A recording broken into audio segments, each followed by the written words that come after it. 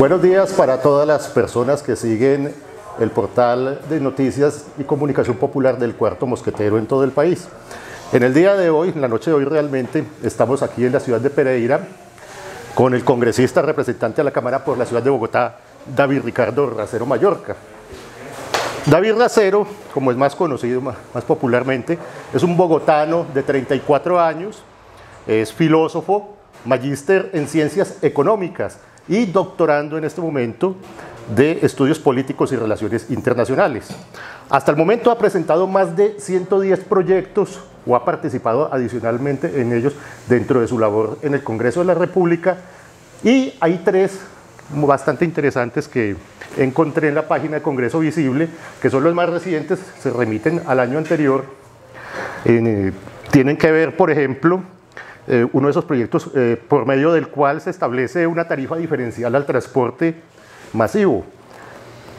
El otro, por medio del cual se implementa el mínimo vital en los servicios públicos domiciliarios, agua, energía eléctrica, gas natural, acceso al internet, dentro de otros, alcantarillado. Y finalmente uno por medio del cual se regula el cobro de los derechos de grado. Cosas bastante interesantes. Podemos ver que es un congresista que viene haciendo su labor legislativa adicional a la participación en el debate político, no solo al interior del Capitolio, sino en los territorios nacionales. Bienvenido, David, a Pereira. Muchas gracias por tu invitación y por supuesto a todos los que nos ven en este canal Cuarto Mosquetero. Entonces muchas gracias, y sobre todo participando en estos medios alternativos, que más que alternativos debemos ser hegemónicos. Realmente deben ser los medios que lleve el conocimiento a cada vez más ciudadanos y ciudadanas inconformes, indignados, para hacer la transformación que anhelamos. Bien, David, le propongo entonces entremos en materia con la entrevista. Hay una unidad que se viene avanzando en el país político y social que se ha denominado el Gran Pacto Histórico, dentro del cual está participando usted, fuerzas políticas como el Polo Democrático, Colombia Humana, Maíz, dentro de otros, se vienen acercando y están en el proceso de consolidar esta propuesta. Está abierta, por supuesto, como ya lo hemos escuchado y muchos lo conocemos, a que lleguen más gentes. Es un diálogo, es como la construcción de un proyecto de país, un proyecto histórico. ¿Cómo está avanzando ese pacto histórico, David? Bueno, el pacto histórico ha tenido un impacto asombroso. Creemos que un verdadero pacto histórico no se hace entre políticos, tal vez muy idóneos, honestos, transparentes, decentes, que fuimos los que iniciamos la idea, sino especialmente el pacto histórico se hace entre los ciudadanos y las ciudadanas. El mundo político cambia si el mundo social cambia, no hay de otra. Y lo que ocurre en las elecciones debe ser consecuencia de un fenómeno que se ha gestado con anterioridad en la sociedad civil, en la cultura, en las familias, en los colegios, en las aulas, en las calles, en los bares, y es justamente la necesidad de cambiar este país. Y es un pacto histórico, y lo desmenuzo en sus dos palabras principales. Pacto porque es un acuerdo implica un diálogo, una concertación, implica consensuar aquello que es fundamental y que creemos debe orientar la política pública en los próximos años para que cada colombiano y cada colombiana esté mucho mejor. Yo realmente creo en lo que el maestro Eduardo Galeano decía, el derecho a la felicidad, y el derecho contemplado de creer la posibilidad de que cada ser humano pueda vivir bien y estar bien y llevar el proyecto de vida conforme a su criterio personal. Pero segundo, histórico, porque es un momento de rompimiento, de fractura. Este es un momento donde realmente podemos ganarle a los mismos de siempre. Es un momento en el que realmente podemos ganarle a los mismos y a las mismas de las que tanto nos hemos quejado. Claro. Y por eso nuestra invitación al pacto histórico es el siguiente: no hay que esperar a que los políticos cambien, hay que cambiar a los políticos. Y con un mensaje fundamental para el que nos está escuchando: aunque uno no quiera meterse en política, la política sí se mete con uno, porque todo lo que nos pasa en la vida son por decisiones políticas. La salud, la educación, la pensión, el salario mínimo, hasta el pasaje del transporte público que uno usa. Si uno no se mete en política, deja de ser víctima y se convierte en cómplice de tanto aquello que critica. Es el momento de pasar de la indignación a la esperanza. Es el momento de pasar de la indignación a la acción. Bueno, usted es un hombre muy joven. Hemos visto cómo se viene dando un recambio generacional, pero no solo por la juventud, sino por la consecuencia con las ideas, con esas ideas alternativas, de cambio, de materialización de derechos, entre otras cosas. Usted tiene historia precisamente en este asunto de la defensa de los derechos humanos, es y ha sido profesor, es filósofo, es una cosa novedosa porque, digamos, casi siempre se piensa, o es una idea por lo menos generalizada, de que la tecnocracia, los tecnócratas, y sobre todo en función del mercado, son las personas que deben tener acceso a los puestos de decisión y de poder. Sin embargo, las ciencias sociales, para el caso suyo, la filosofía y la economía, su especialización en economía, son fundamentales para interpretar el país y poder encauzar decisiones, ahora sí económicas. Haciendo ese preámbulo y aprovechando también su formación en materia académica, ¿qué le está proponiendo este gran pacto histórico a la población colombiana, al país, en lo relacionado, por ejemplo, con la industria, ¿cierto?, con la agricultura, una agricultura que incluya otras formas de producción, no solamente agroindustria o producción específicamente para el mercado, sino para la subsistencia, para el buen vivir, en términos de servicios, de nuevas tecnologías? Si el pacto histórico implica hacer las reformas estructurales de aquellos puntos fundamentales para transformar el país. Ya hablamos de derechos, fundamentalmente, educación, salud, pensión, trabajo. Y el tema de tierras y el tema agrícola, que es la que nos mencionas, hace parte de la columna vertebral de este pacto histórico. Y entendiendo que todo lo que se haga en reforma de tierras, en reforma rural, debe ser completamente integral.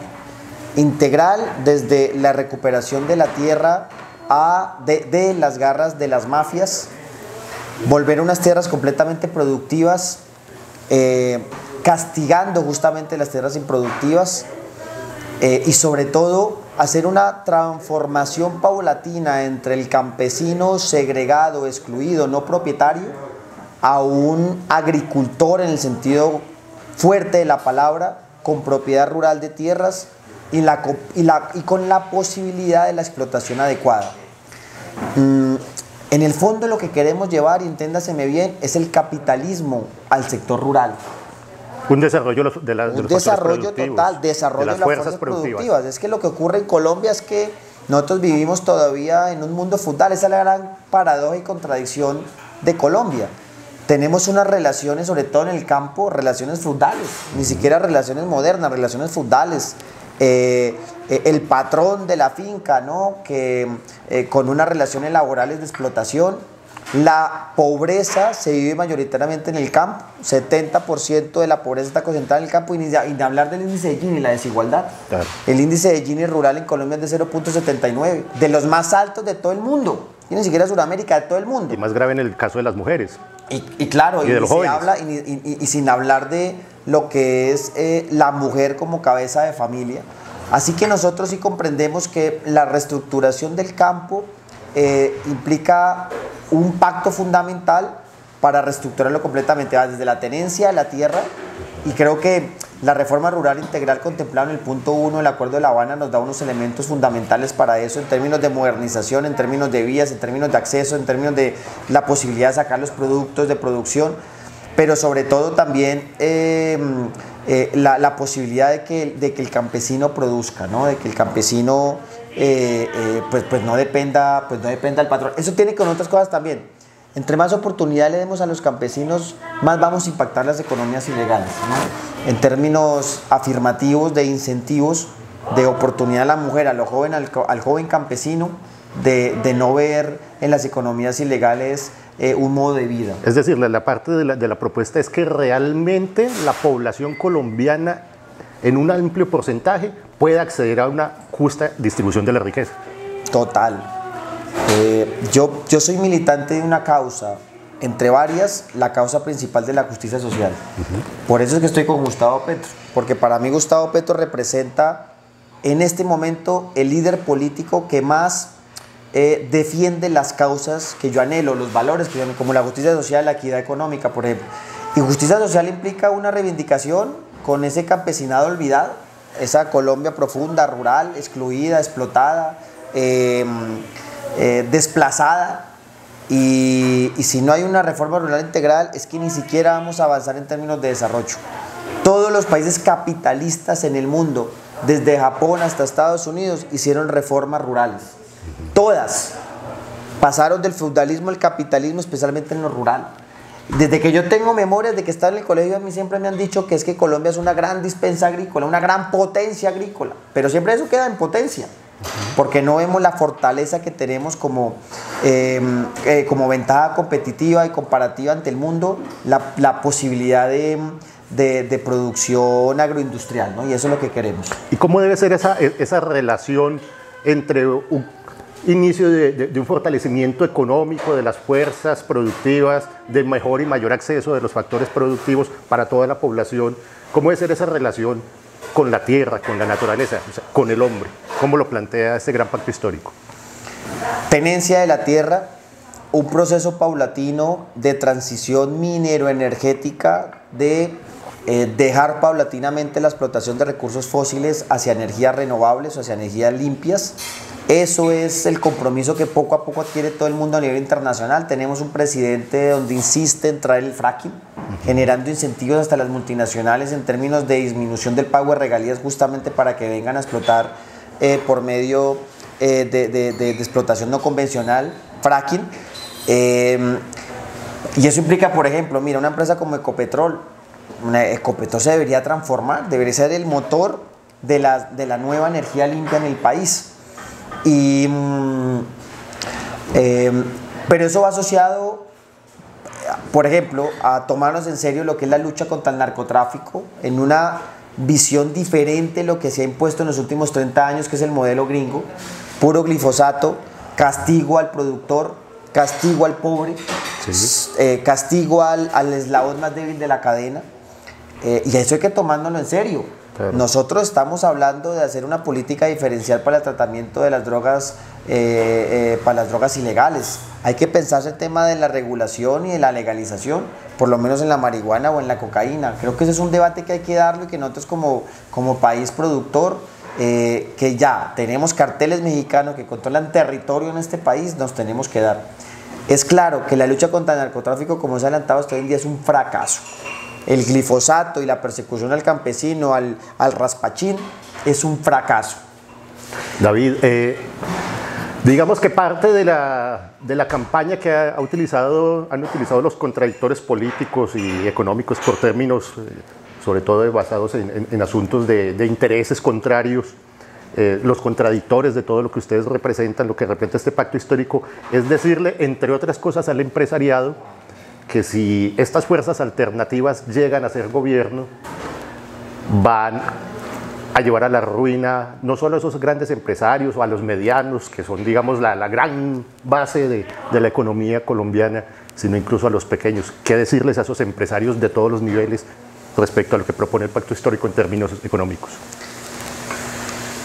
Escuchaba yo a Arturo Calle pidiéndole, casi rogándole al presidente de la República en el marco del COVID la necesidad de ampliar el consumo en los hogares. En el marco del COVID, los empresarios, desde el pequeño hasta el más grande, le estaban pidiendo algo al gobierno, y es: de nada sirve abrir la economía, que los empresarios vuelvan a abrir sus locales, si no hay nada quien que les compre, si no hay nadie quien que les consuma. Claro. Nosotros queremos dar una mirada completamente diferente para atacar el desempleo y asimismo incentivar la producción y el consumo. Hay una propuesta fundamental que queremos implementar, que es la idea de la renta básica. La renta básica como una política fundamental que conlleva canalización de recursos públicos al bolsillo del colombiano y la colombiana, que implica, primero, amortiguar el impacto de la pobreza que ha dejado el COVID, una pobreza que, según las estimaciones del DANE, por el impacto del COVID han llegado a 3 millones de colombianos pobres. Hemos retrocedido 15 años de lo que se había avanzado. La gente pasando hambre, pasando necesidad, pero no solamente para amortiguar la pobreza, sino que capacidad adquisitiva en los hogares implica mayor consumo, mayores compras, activación de las ventas, activación de la producción, activación del empleo, activación de la economía. Es un círculo virtuoso. Las encuestas que se hacen en términos de la necesidad de los empresarios es activación del consumo, ni siquiera créditos, ni siquiera subsidios. Y es una mirada, lo que los economistas llamamos post-keynesianismo, que es atacar la crisis económica por medio del incentivo al consumo, de la demanda agregada. Creo que es completamente diferente a lo que hace el presidente Duque y su ministro Carrasquilla, que simplemente están canalizando los recursos del FOME y los recursos de la crisis para las grandes empresas, los banqueros especialmente. Y sobre todo, fortalecer el tejido productivo. Hay que reconstruir el tejido empresarial. ¿Cómo se hace eso? Con una política completamente estratégica de los sectores principales, los que generan mayor trabajo. Para nada las multinacionales explotadoras de recursos fósiles, para nada el sector financiero, que es el que le ha ido más bien en esta crisis. Imagínate, todo el mundo llevado y los bancos todavía con utilidades, porque todo es intermediado por medio de los bancos. Entonces creo que aquí hay que darle una mirada completamente diferente. ¿Dónde está el énfasis? ¿A qué sectores promover? Pero especialmente, insisto, es el fomento del consumo. Superamos la pobreza y activamos la economía. David, parte de lo que usted en la reunión que nos precedió, que tenía aquí con personas jóvenes y liderazgos varios, hombres y mujeres de la región, usted hacía el planteamiento y reivindicaba su labor y su vocación como maestro. Es decir, la importancia de la educación en su vida y en su propuesta, que hace parte de la propuesta de este gran pacto histórico. Hace décadas, los llamados en ese entonces tigres asiáticos, países orientales, le apostaron digamos, al fortalecimiento de la educación y sobre todo en los niveles básicos, cuando los niños tienen menos de 7 años y a partir de ahí no disminuyeron, pero el mayor énfasis se lo dieron allí. Y ese énfasis, como decisión política, iba acompañado de la destinación suficiente de recursos financieros, económicos y demás para poder potenciar y llevar a feliz término, digamos, ese proyecto educativo. Hoy en día son unos de los países más desarrollados, con mayor producción de riqueza y una mejor distribución de la misma. ¿Cómo podría ser digamos, esa experiencia caber dentro de este pacto histórico? ¿Cómo cabe dentro de su propuesta? No, muy buena pregunta. Digamos, dos elementos fundamentales. Primero, el reconocimiento de que nosotros no somos un país pobre hoy en día, ¿no? La Colombia de hoy no es la misma Colombia de hace 50 años. Nosotros somos un país reconocido internacionalmente como un país de rentas medias. ¿Eso qué quiere decir? Y muy presente para los que nos ven y nos escuchan. Hoy el país produce la suficiente riqueza que, si estuviera bien distribuida, ningún colombiano, ninguna colombiana fuera pobre. Producimos anualmente 1.000 billones de pesos, 1.000 billones, con B de billete. Si esa plata, si ese recurso fuese adecuadamente distribuido, coordinado, hoy en día ningún colombiano fuera pobre. ¿Eso qué significa? Que indiscutiblemente que hay que hacer una política de distribución de la riqueza completamente adecuada. No es la lógica del neoliberalismo, que siempre nos metió el cuento en la cabeza de que a los ricos había que darles más porque iba a generarse el efecto cascada, que en algún momento esa riqueza iba a caer poco a poco hacia los sectores más vulnerables. Eso está completamente demostrado que es incorrecto. Nosotros creemos en esa política de distribuir para crecer, crecer para distribuir. Y eso, por ejemplo, un ejemplo de distribución, la política fiscal y la política de impuestos. Hoy en día nosotros somos un país donde los impuestos terminan siendo completamente regresivos. En cualquier país moderno, empezando por los europeos, la política tributaria genera sociedades más justas. ¿En qué sentido? Que comprendieron en algún momento que una política tributaria decente y moderna significa que el que tiene más se le cobra un poquito más. Vale. ¿No? Así de sencillo. Entonces, por ejemplo, nos oponemos de entrada a la idea nefasta del señor Carrasquilla de ampliar el IVA a la canasta familiar. Ampliar el IVA de la canasta familiar implica castigar a los hogares populares de las clases medias, cuando deberíamos más bien estarnos pensando en impuestos a la riqueza, los impuestos al patrimonio, ¿no? O impuestos a los dividendos empresariales de estas grandes empresas de los millonarios. Entonces creo que en eso nos falta mucho por hacer. Y concreto en tu pregunta respecto al tema de la educación, que me parece muy oportuna, es cierto. Yo tuve la oportunidad de hablar con el embajador de Corea del Sur, y él nos dijo lo que tú nos dijiste. En 1963, Corea del Sur era un país completamente pobre, estaba saliendo de una guerra civil que separó de Corea del Norte y Corea del Sur, y ellos decidieron como país, como nación, invertir en educación, ni siquiera en salud. Me decía él, Mi abuelo se murió mal de problemas de salud básicos porque el Estado decidió invertir en educación durante una generación, 10, 15 años.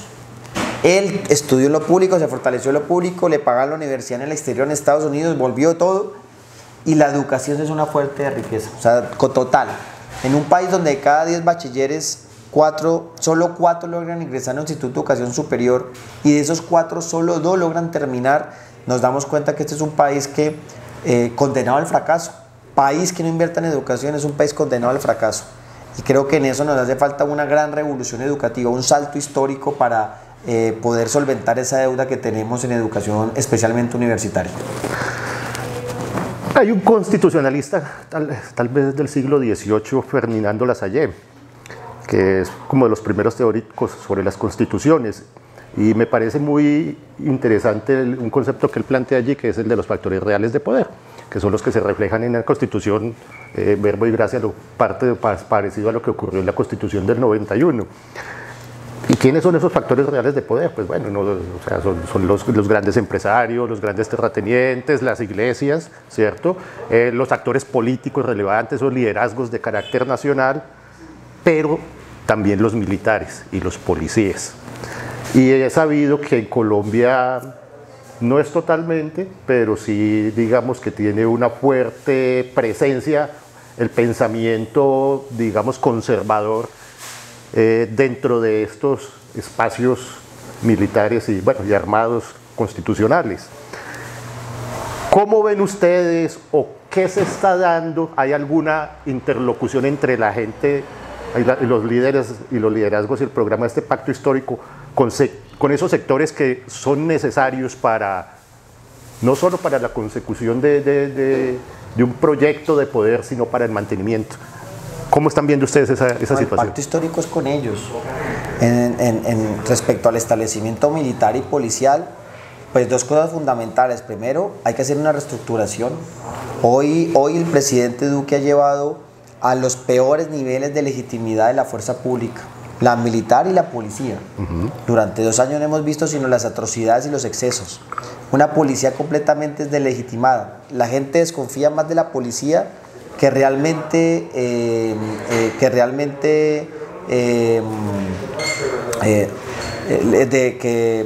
cualquier otro tipo de institución, ¿no? La policía hoy no es una garantía de seguridad y de tranquilidad para los colombianos. Entonces, creo que hay que hacer una reforma total, por ejemplo, acabar una institución nefasta como es el SMAT, y en segunda medida, dialogar con los militares. No crean que todos los militares pertenecen a una estructura completamente autoritaria o antidemocrática. El proceso de paz generó una sección militar comprometida con la agenda. Los mismos militares eran los primeros en decir que había que sentarse con los guerrilleros, pues por lo menos una facción de esos militares. Claro que llegó Duque y cambia la cúpula y pone una cúpula militar afín a ella, una cúpula guerrerista, pero lo que sí es cierto es que dentro del sector militar hay una fuerte discusión de lo que implica adecuar unas fuerzas militares en un escenario de posconflicto, que supere este ejercicio de perpetuación violenta que nos ha condenado a escenarios como los falsos positivos. Los militares serios, decentes, quieren realmente pasar esa página de horror. Hay militares en este país que realmente quieren materializar la paz, y con ellos son los que tenemos que trabajar. Es posible, es viable y seguro lo vamos a hacer. ¿Cómo está el diálogo y la construcción dentro del pacto histórico con las diferentes etnias indígenas, con las negritudes y demás? ¿Cómo caben allí? ¿Qué han manifestado?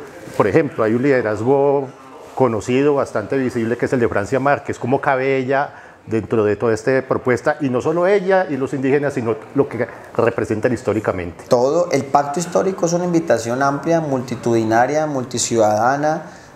Todos tienen cabida acá. Estamos en conversaciones, estamos en diálogo.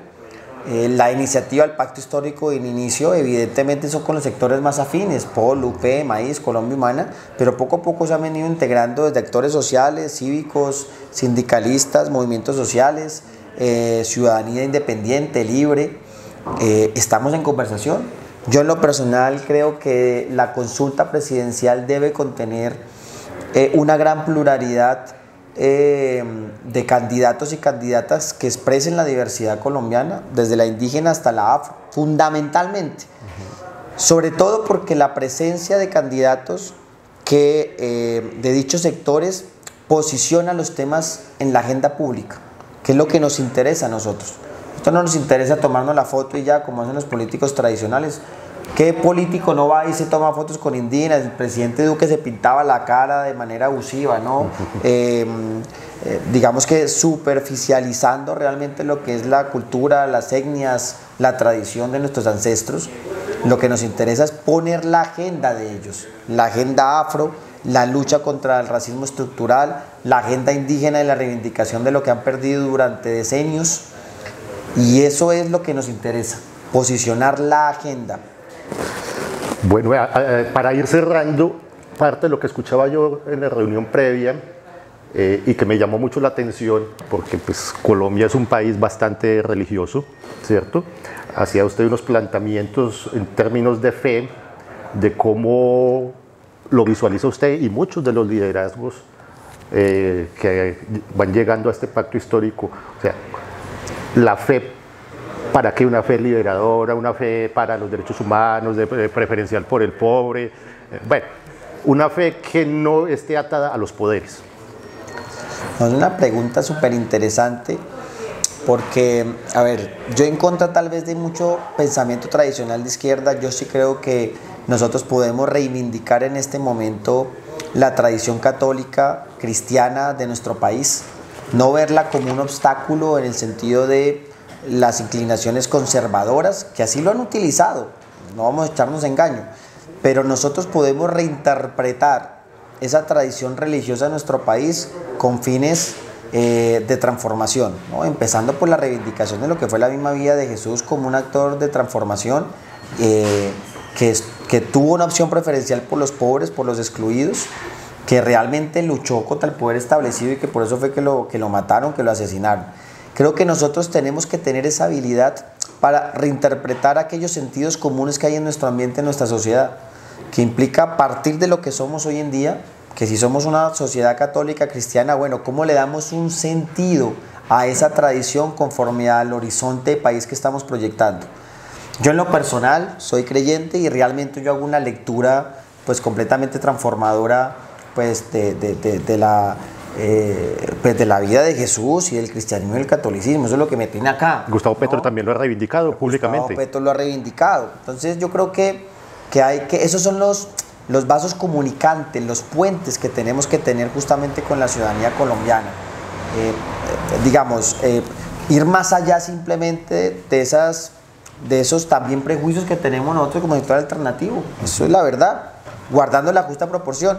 Que hay catolicismos conservadores, homofóbicos, hasta misógenos, claro que lo hay. Está el señor Ordóñez, que hace una interpretación completamente viciada. Nosotros sí creemos en la política del amor y creemos justamente del discurso transformador que nos hace mejores seres humanos. Bueno, finalmente, David, ¿qué mensaje le envía usted a las gentes de este país que pueden aportar para un cambio alternativo en el 2022 y de ahí hacia adelante, y de forma específica a ese sector abstencionista? Bueno, dos mensajes fundamentales. El primero, no hay que esperar a que los políticos cambien, hay que cambiarlos a ellos. Es el mensaje fundamental. El colombiano promedio critica y critica y critica todos los días. Estamos indignados casi como por naturaleza y por obvias razones.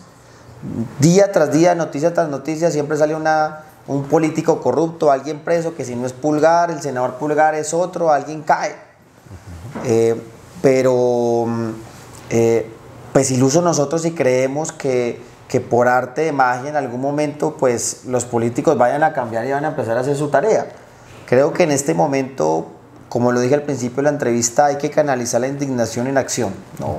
Sí. Y segundo, tener claro que aunque usted no quiera meterse en política, la política sí se mete con usted, porque todo lo que nos pasa en la vida son por decisiones políticas. La salud, la pensión, la educación, el salario mínimo, la forma hasta como usted se casa, ¿no? Todo es una decisión política, eso es parte del Estado. Así que yo sí creo profundamente, y eso es lo que me gustaría interpelar en aquel abstencionista indiferente que cree que pues que todo está mal, y es más, podemos partir hasta esa premisa, todo está mal, pero si nosotros nos metemos en política, pues eso no va a cambiar. Y si usted no se mete en política, debe ser víctima y se convierte en cómplice. Porque esos congresistas de los que tanto se critica a usted, y que yo también critico, no llegan ahí caídos del cielo. Ellos llegan ahí porque gente como usted permite que lleguen, porque seguro hemos vendido el voto, porque seguro nos hemos quedado callados, porque seguro hemos sido indiferentes. Y si bien una de las caras de la moneda del problema en Colombia son los políticos tradicionales, los mismos de siempre, los que tanto criticamos, los mismos con las mismas, la otra cara de la moneda es la indiferencia y la apatía. Somos la mayoría, somos muchos más, nos falta unirnos. ¿Por qué no nos unimos? Justamente porque ellos, los mismos de siempre, nos han robado de todo, que nos han querido robar hasta la esperanza de creer que este país no tiene arreglo. Nos han querido robar de todo, que nos han robado hasta la esperanza. El colombiano promedio sabe muy bien el diagnóstico del país. No estamos bien, pero cuando uno le invita a actuar, a participar, no lo hace. ¿Para qué? Si todo sigue mal. ¿Para qué votar por usted si usted va a llegar allá y se va a volver como todos los demás? ¿Para qué? Si lo van a matar. Creo que esa es la principal batalla que tenemos que hacer, mi estimado. Luchar contra la desesperanza y la desilusión. Si nosotros no generamos ilusión y amor por nuestro país, pues ¿qué tipo de cambio vamos a hacer? Bueno. Y como diría Gaitán, sepan que nuestra lucha no es por la conquista de votos, nuestra lucha es por la conquista de las conciencias. David, le agradecemos mucho la diferencia que tiene con el Cuarto Mosquetero y su presencia aquí esta noche. Muchas gracias por la entrevista. Muchas gracias. Hasta una próxima entrega, amigos y amigas del Cuarto Mosquetero.